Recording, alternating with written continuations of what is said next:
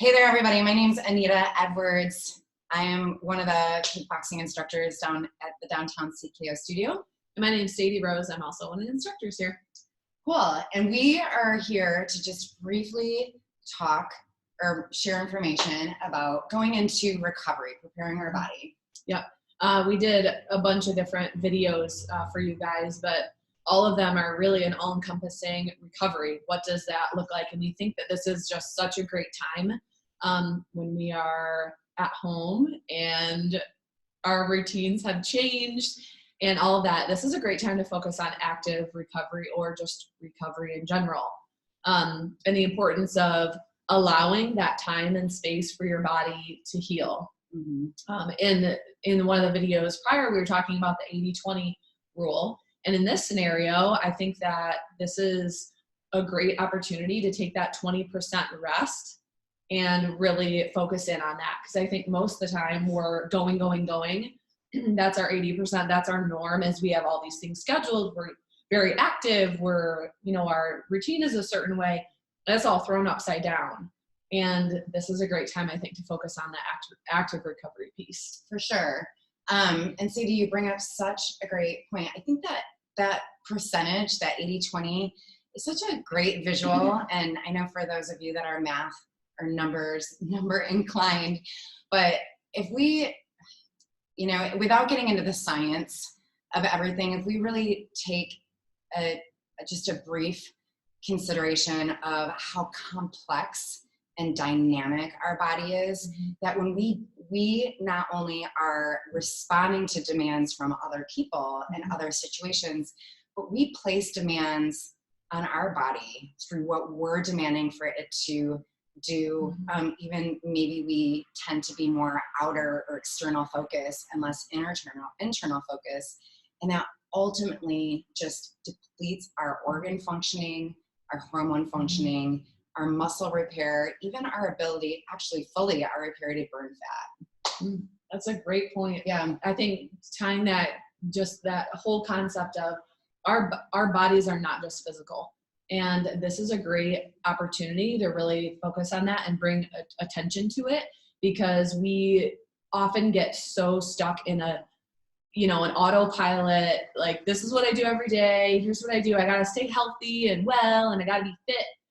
But there's a huge component that is all the things you're talking about. And we're talking about psychological health, mental health, spiritual health, wellness, physical health, physiological health. All those things play in together. And we cannot keep going at this rate that we go all the time. There needs to be a point where we go up and we come back down. And guess what? We're all down right now. Like, we all have to take downtime. So this is a great opportunity to say, you know what? There's not really a lot I can do about this situation.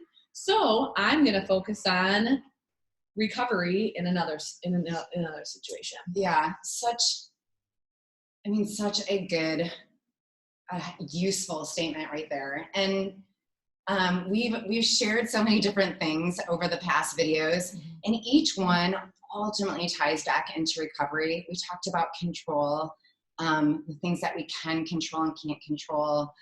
We talked about mindfulness and gratitude.